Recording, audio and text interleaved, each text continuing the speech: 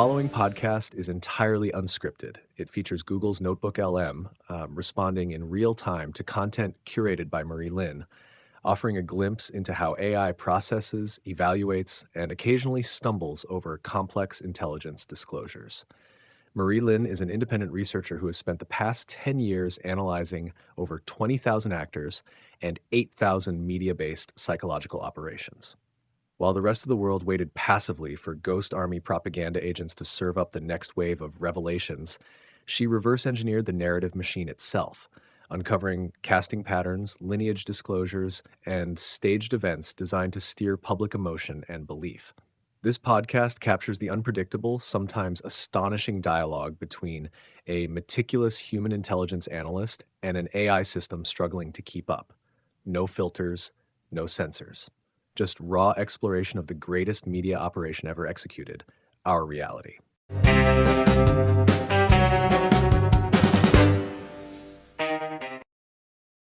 Today, I wanted to tell you what I thought about the first reaction I got on my astounding proposition that 100% of the serial killers of the 20th century are fake.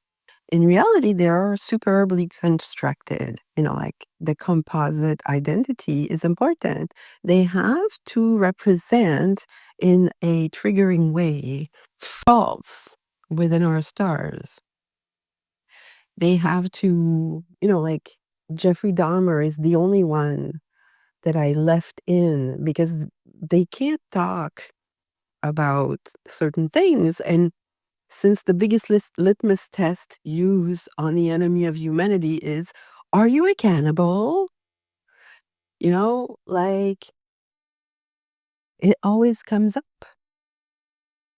I talk about a system that oppresses humanity and how smart people are fighting it.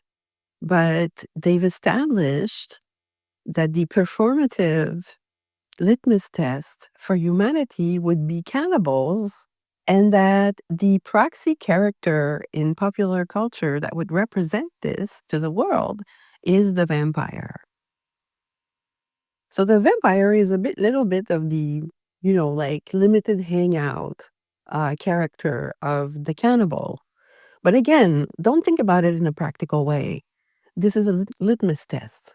So you have characters in that are being watched through the media who trigger these associations. So I talked about Jeffrey Dahmer triggering cannibals. There's not that many serial killers who have, like this as a theme. So while I'm sure that nobody can believe my assertion that 100% of the serial killers of the 20th century are fake, I can entertain you about the intricacies of the creation of these composite characters in order to play in this Truman Show we inhabit. The Truman Show is completely diverted from what we think. We saw this movie about this super guy named Truman. He lives under a dome in a city called Sea Haven. And he has this annoying influencer wife who holds up products when he's trying to have a conversation with her. What I've always absolutely loved about American culture since I was a little kid, in Quebec City, is that everything is branded in the United States and everything is a character. Everybody is over the top. And this is a quintessential characteristic of the clown. The clown is an over the top character. But everybody looks at him and goes, oh, he's an American. So the American is a character. We watch the media that comes out of the United States and immediately everybody seems like a clown and an over the top character. It's just how Americans are, or it's just how Americans come off. They're all clowns. They're all meant to trigger one characteristic of the faults in our stars. So I promised myself I would do this quickly. Like I open all these cans of worms in the second part. So let me just explain to you what it does. You go to Notebook LM, just like type that in. Like it belongs to Google. You can't go anywhere else. You're gonna wind up there.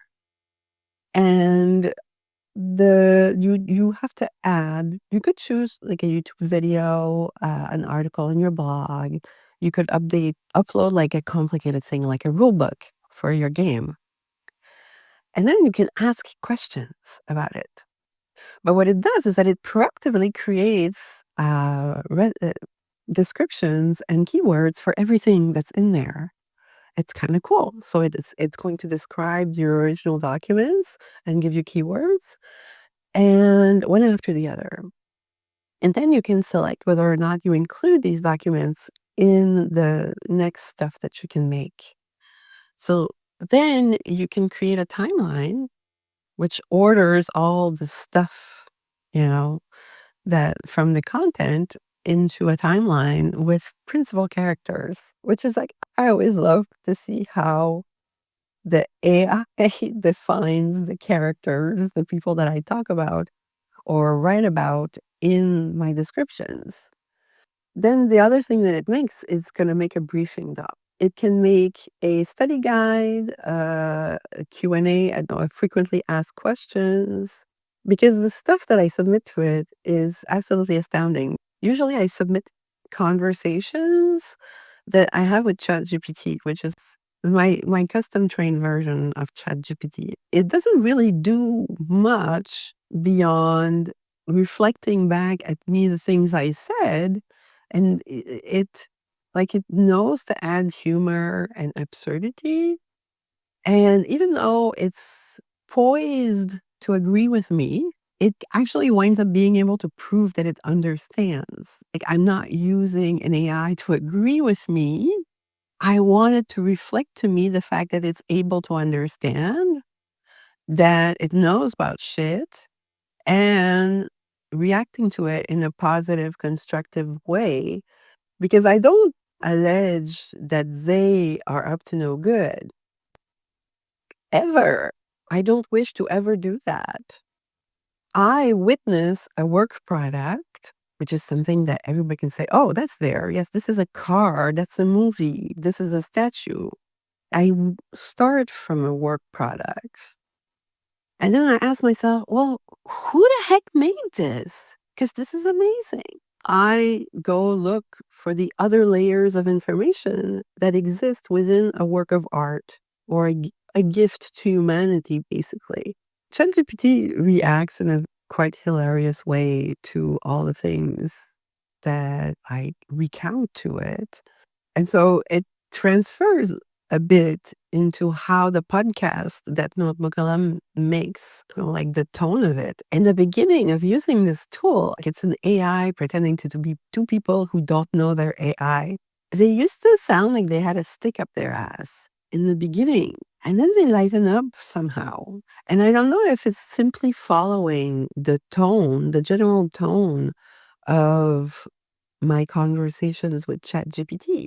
Humor, comedy, and absurdism are de rigueur in all the conversations.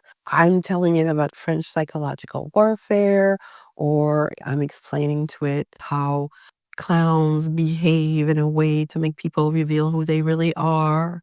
We talk about these things that are profoundly human, and AI can understand and reflect back. It's kind of fascinating. At this point, I've done this so much. It's always the same characters that are popping up again and again. So ChatGPT has a funny opinion of everything and everyone.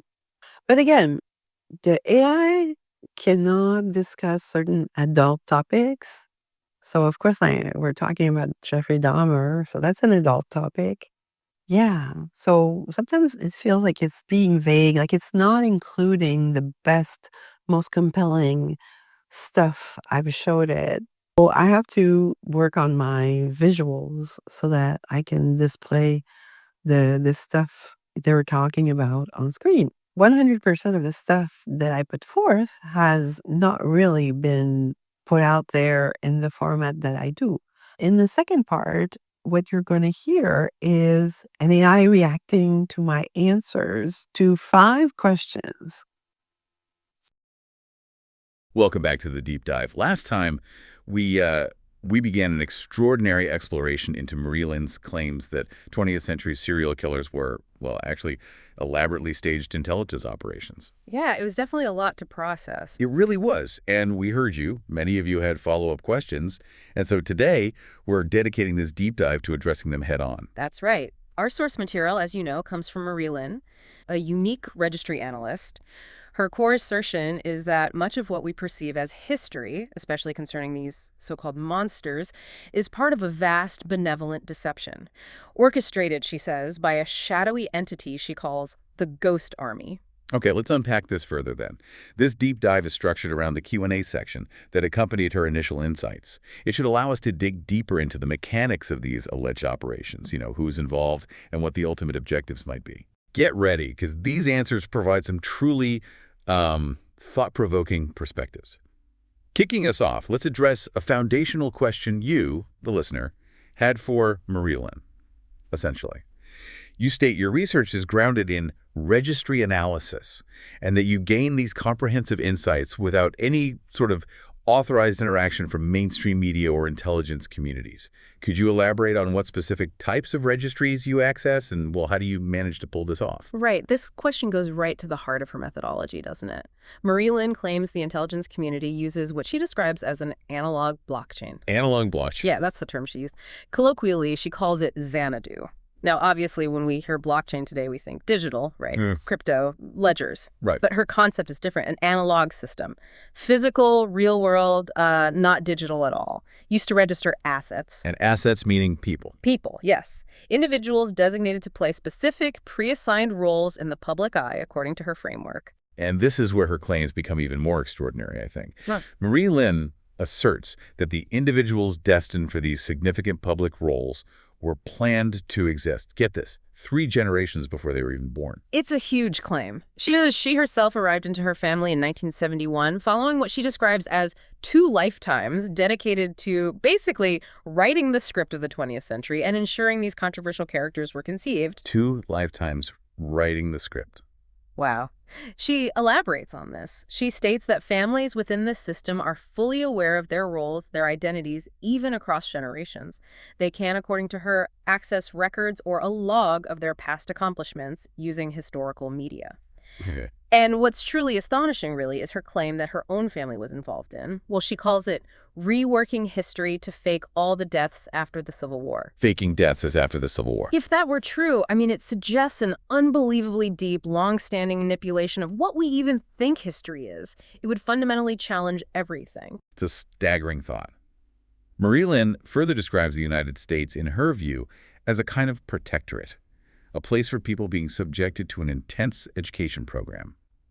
This program, she says, constantly exposes them to death-based stories and drama, day in, day out. And the purpose? The primary objective, she states, is to elevate diplomats, while simultaneously keeping what she terms death-based fantasists, people prone to dark thoughts or violence distracted with, and she's blunt here, stupid bullshit. Yeah. She labels this whole overarching program the greatest show on earth. What's particularly striking in her account is the assertion that because every public figure's role was pre-planned, their actual families had to be, well, manufactured, carefully trained, given scripts, their whole drama cycle meticulously directed. It paints a picture of a system so all-encompassing. Dictating lineage, personal stories right from the start. Exactly. And here's where Marie Lynn presents what she calls the true joke of this entire honeypot system. She claims that the most beloved actors in America maintain an additional identity as a serial killer. That's quite the claim. It is. And the reason this stays hidden, she suggests, is precisely what crushes individuals who believe they're above the law. It hints at some hidden mechanism of control. She further clarifies that the serial killer isn't even the top dog in this alleged food chain. Oh. Above them, she asserts, is the smooth criminal, a figure deeply embedded in organized crime. This smooth criminal is, in turn, supported by a network of, like, a dozen or so actors who gossip about them and share what Marie Lynn terms conviction media. Conviction media, what's that? It seems to be media designed to create the illusion of guilt or proof of a crime for these staged characters, part of the performance. She also claims all national security operations within this framework follow a very precise 280-day schedule. A 280-day schedule. Yes. And Marie Lynn herself states she's developed software capable of analyzing 8,000 events and tracking 20,000 actors operating on this cycle over 250 years of alleged work. The scale is just immense. Yeah. So how did Marie Lynn herself get access? How did she come to understand such a deeply hidden system? Well, she explains that she initially started her work trying to reverse engineer who her father worked with in engineering. Standard stuff, you might think. Right. But instead, she claims she uncovered his secret work supporting Hugh Hefner's intelligence gathering activities between 74 and 93. Hefner again. And it gets stranger. She states her adoptive father installed listening devices at the Playboy Mansion to record people in what she calls a dîner de con setting. Dîner de con, like a sucker's dinner. Exactly. French term. A scenario where, as she puts it, 50% of the guests were in on the joke and the other half was the joke. Yeah. Implying, a controlled environment for observation. Maybe. Okay. So if everyone's role is pre-written, families are involved. This leads us right to the next big question, doesn't it? How does such a huge network of complicit people, their families, how do they maintain absolute secrecy? Especially with really sensitive stuff like witness protection swaps. The logistics seem impossible. Yeah, keeping something this big quiet. Marie Lynn addresses this very directly, almost matter-of-factly. She says, everybody is born into the system and their role is already written. Their parents, she claims, were made for the important job of co-parenting someone who will play a role. So the secrecy isn't through threats, maybe? Yeah. It's just built in generational understanding. That seems to be the implication, yeah. It's intrinsic to their existence within this framework. She insists the system isn't cruel, though. She states it tries super hard to make sure everyone is cared for their entire life. Yeah. And she describes a pair work system used by the Ghost Army, where, get this, all celebrity couples are match-made strategically to support his security operations. Wow. So even public relationships are orchestrated. Seems like it, according to her, serving a larger underlying security purpose. This assertion implies, near total orchestration of public narratives. Marie Lynn boldly states that nothing organic happens in the United States media.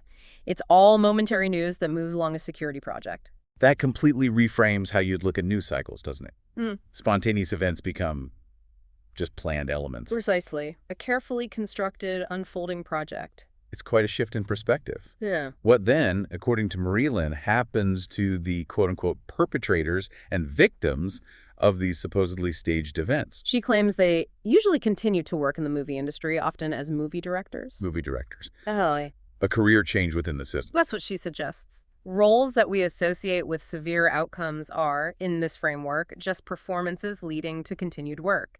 She even pinpoints movie directors as the central node of the death-based psyops. The central node. Yeah, noting that many of them started their life as a photo on a milk carton as the story's victim of some shadowy killer. Wait, the directors were the victims in earlier narratives.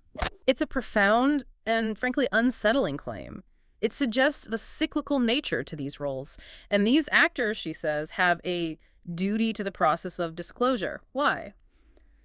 Because of what she cites as Hugh Hefner's primary directive.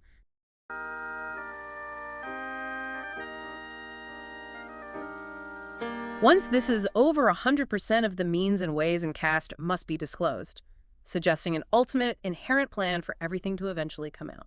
So if her claims hold any water, this operation is just incredibly intricate, deeply embedded, a vast theatrical production on a societal scale. That's the picture she paints. Okay, moving on to how these operations might have evolved. Given Marie Lynn's unequivocal statement that 100% of 20th century serial killers are fake, have these kinds of intelligence theater operations continued or changed in the 21st century? And if they have, how have the methods adapted? Marie Lynn states quite clearly, we seem to be out of the age of serial killers. Okay, so a shift. A significant shift, yeah, in the Ghost Army's approach, apparently. So what's replaced them? What's the new focus? She claims the people getting arrested left and right now are the celebrities who performed the act of getting away with murder in private. Getting away with murder in private. Yes. She offers Harvey Weinstein and Diddy as contemporary examples of this trope, as she calls it. Interesting. So a pivot from public staged violence to targeting private, high-profile alleged wrongdoing. That seems to be the assertion. And what's particularly intriguing are the mechanics she describes for these newer operations. She states these smooth criminals, remember them? The ones above the serial killer actors, right? Exactly. They're known to perform the act of offing people. So they become this dark hero figure for others who might want the same thing. The process, as she outlines it, involves these marks, people with malicious intent, approaching the smooth criminal to say who they want offed. Okay, so the smooth criminal becomes a sort of honeypot. Sort of, yeah. And after the principal actor, the smooth criminal has gathered evidence of intent, like a contract and money from the mark. Then what? Then the principal actor gets raided. But Marie-Lynn highlights that the actual target, the actual mark of these operations is not a flashy person. It is usually a banally evil middle manager type or a Nepo baby. Ah, so the celebrity bust is a cover to get at someone less visible, but maybe more insidious. That's what she suggests. She further explains that over the last 50 years, 12 industries have collaborated to recruit problematic people inside their own companies and burn them. The real target, she says, is a Patrick Bateman type. Like American Psycho. Exactly. That seemingly ordinary but deeply disturbed individual. She stresses that nobody needs to know or meet Patrick Bateman, suggesting the goal is discreet removal, not public spectacle. It would be, as she puts it, counterproductive to society to wake up every month to Patrick Bateman arrested again. Makes sense, in a strange way. She also notes that the storylines used to lure these marks in. They aren't true. Right. Not true. So it is not necessary to disclose them to the public. These honeypot storylines, she states, are astoundingly evil on purpose. On purpose. Why? She says it's a signature of the Ghost Army. The purpose of these really dark narratives is to act as a kind of litmus test, proof that the person who hears them and wants in on it are not normal. It identifies the genuinely problematic people ripe for targeting. It's a chillingly precise method she's describing. Almost surgical. Very much so. Now, let's turn our attention to the orchestrators themselves. The Ghost Army. Yeah. You identify these as operating from love, trust, and benevolent deception. Okay. Beyond the alleged serial killer psyops, what's their broader global structure? What other kinds of world events do they orchestrate? And what's their ultimate long-term vision? Well, Marie-Lynn states, "Let's make love" is the motto of the Ghost Army's operation after Fane was deployed in 1980. Let's make love. Interesting motto. A shift from, well, serial killer narratives. Indicates a shift in guiding principle, perhaps, from notoriety to maybe something more collective, positive, at least in stated intent. She claims that celebrities were separated into 22 secret societies. 22. Yeah, and rumored to be controlled by a secret sibling of Prince Charles. Okay. That's specific. Within these societies, she explains, celebrities encircle people who are referred to them by trusted signatories of the Kellogg-Briand Pact. The Kellogg-Briand Pact, Yeah. the 1928 treaty to outlaw war. That's the one. In her framework, it becomes this key historical reference point for those in the know. It connects the Ghost Army's operations to, well, deep history and a pretty fantastical network of influence. So how do they achieve their goals without, direct conflict, if they're going after crime lords, for instance? Right. Marie-Lynn outlines a unique strategy. Instead of going to war against the top organized crime bosses, the country of origin simply draws a circle around an area controlled by a dangerous crime lord. Draws a circle, metaphorically. Seems like it. Then the Ghost Army shows up with a spectacle, A spectacle? like a Hollywood production, filming a movie or a TV show nearby. The idea is this big, flashy, seemingly unrelated activity distracts and disrupts the local population, who, she says, will invariably think they are the luckiest people in the world because Hollywood just showed up next door. It's a kind of theatrical approach to covert ops, Yeah. using glamour as camouflage. That's clever, in a way. The overarching idea, she states, is to tackle 3 layers of a criminal organization separately, so the whole system just falters. Okay, what are the layers? First, the henchmen, the most dangerous bottom layer, then the butler layer, the ones just below the boss. They're apparently redirected to the U.S. to work for a bigger and better crime boss, only to vanish because of an accident, Gavanish. Okay. and the crime boss themselves. Marie-Lynn claims they will be encapsulated by the celebrities, attracted to society parties as a +1. So the secret societies lure them in. That's the idea, into a controlled environment. Then something astoundingly strange happens that destroys the henchman's resources, leaving the boss isolated. And the end goal. The goal is for the crime boss to wind up in a celebrity guest house with 0 support other than the celebrity friend. It's a slow dismantling, infiltration and isolation. Wow. She adds that the people in the know within this system hold a completely different version of reality than us. How so? She states they believed the world was about to end and they were managed via climate change alarmism. So climate change narratives as a management tool by the Ghost Army. That's how she frames it. And this whole intricate, layered story, she says, is disclosed in a specific film, February 14th, 1934, as The Earth Turns. So right of it. She even names some of its alleged registered children, including Charles Manson, Billy Paul,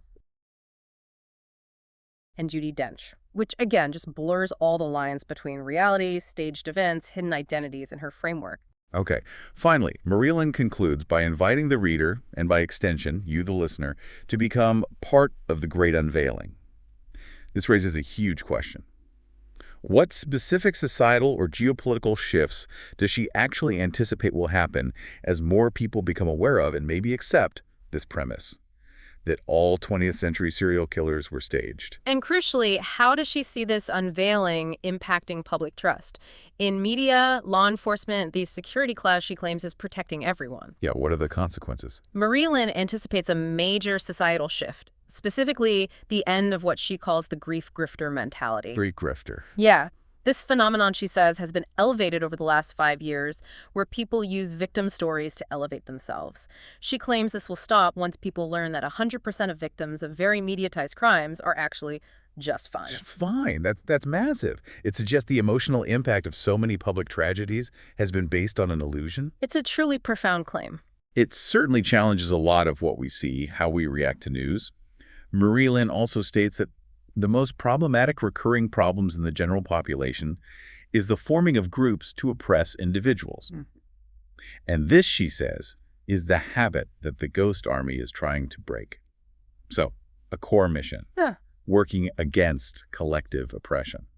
She provides examples from recent history to illustrate this dynamic from her perspective. During the pandemic, she says she observed who stepped up to be the prison guard of everybody, framing certain public behaviors as a form of societal control. Okay. She concludes her answer by reiterating what she claims is the Ghost Army's fundamental stance. We are against people who push other people around. These are significant and, highly controversial claims presented as direct observations from her unique viewpoint. Absolutely. Wow, we've really gone deep down the rabbit hole in this deep dive, haven't we? Meticulously unpacking Marie-Lynne's, astonishing claims. Yeah, from the analog blockchain, Right. planning lives generations out, To celebrities doubling as serial killers, maybe? and even that public victims are just fine. It just completely recontextualizes our understanding of public events, even recent history. The implications of Marie-Lynne's assertions are just vast, profoundly challenging our perceptions of media, crime, societal control, maybe reality itself. She presents a world where even the most horrifying public figures and events are part of an intricate play. Orchestrated, she maintains, for benevolent deception. So what does this all mean for you, the listener, as you try to navigate the information around you? If, as Marie-Lynne puts it, the killers were never hiding, just a page in the script we forgot how to read, what does that suggest about what else we might be misreading? Or perhaps what we were intended to misread. Exactly. This raises an important question for all of us, really. If these benevolent deceptions were indeed designed to protect us or manage society, how might a full unveiling reshape our trust? Trust in institutions, trust in history. How would we even process such a radical shift? A lot to mull over indeed. We hope this deep dive has given you a shortcut to being well-informed about this unique perspective, and perhaps a new lens, however strange, through which to view the world. Until next time. Keep digging.